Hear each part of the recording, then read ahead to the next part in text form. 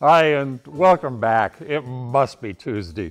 Hope you had a really good week. We've been having a lot of fun playing with a lot of cars. I can't think of a better life than a grown-up man playing with cars.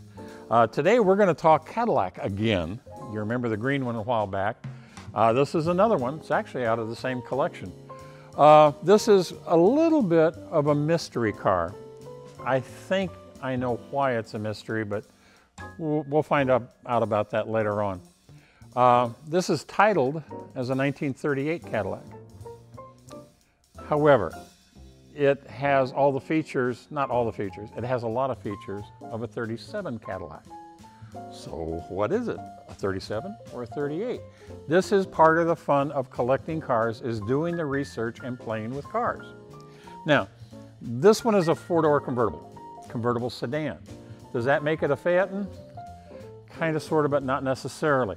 It's got a 159 body, okay? Well, what does that mean? Is it a limo? Well, yeah, it has a divider, so it's a, okay. Well, the body option is 7529. That's a number that goes with the car. And the 7529 means that it's one of 53 produced, and this one in particular is really rare because it has the V16 option interior. This is a V8. They also made V16s, but this is a V8 with the V16 interior. Back in 37, 8, 9, they made 14 different body styles. 14. So you could sit down with an order book and have one from column A, two from column B. Give me the gravy and I don't want the dim sum. It was absolutely crazy. They would accommodate any way that you wanted. A car like this, however, had a price tag to go with it. This car in 1937-38 cost twice as much as the base model Cadillac. You think about that in today's standards. If you go out to buy a base Chevrolet, you might be able to get one for around, what, 10 grand? I don't know. If you had to pay 22, 23, 24,000 for a special car of the same body, wow, that's really different. That's a lot of money. So anyway, it's really rare. It's got the V16 interior option. It's got the divider window. In 37, they had a clamshell hood. In 38, they have a one-piece hood. This has a clamshell. In 37, they had a gear shift on the column, or 38, they had a gear shift on the column. 37, it's on the floor, like this one. This is where we have our fun. We pick up the title, it says, oh, you just bought a 1938 Cadillac. And you go, okay, great. Wait a minute, let me look into that, because I found this to be different. And then Jason says, no, it can't be a 38 because it's got this. So that's different. This is part of the fun of the hobby. By the way, if you buy a 38 that's really a 37, you just get the title changed. You walk into DMV and say, here's the documentation. This should be titled as a 1937. What happened back in the day was they would have a car in the dealership, 1937, it'd be December, they didn't sell it. Come January, they'd sell it. So they sold it in January of 38. They take the documentation to where you get your license, and they'd title as a 38 because that's the year it was sold. That happened a lot. Now, what else about this car? Oh, Harley Earl was on the scene. Do I need to say more about Harley Earl? This is a Fleetwood body.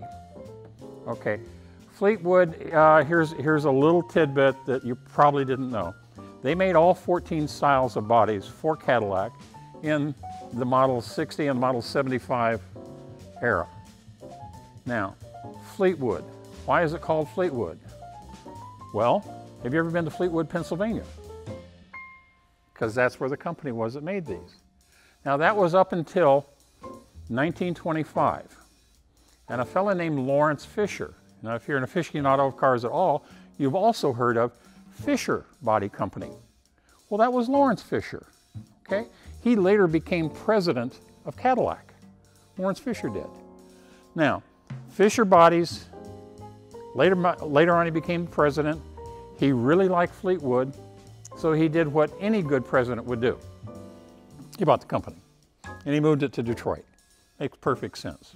Anyway, this is a great car to drive. It's the V8. It's got plenty of power. The shifter is easy. You haven't had any problems driving it around town. Is it a 37, 38? Yeah, we'll find out. Oh, by the way, the yellow, and I've had people say, well, it's a beautiful Cadillac, but they never made yellow back then. Pardon me, sir, but the paint code of either 908, 918, or 919, all of those are paint codes for a 1937, 8, and 9 Cadillac, and they're all yellow. Now, is it exactly the right yellow? I don't know, maybe, maybe not, but it's one of their paint codes.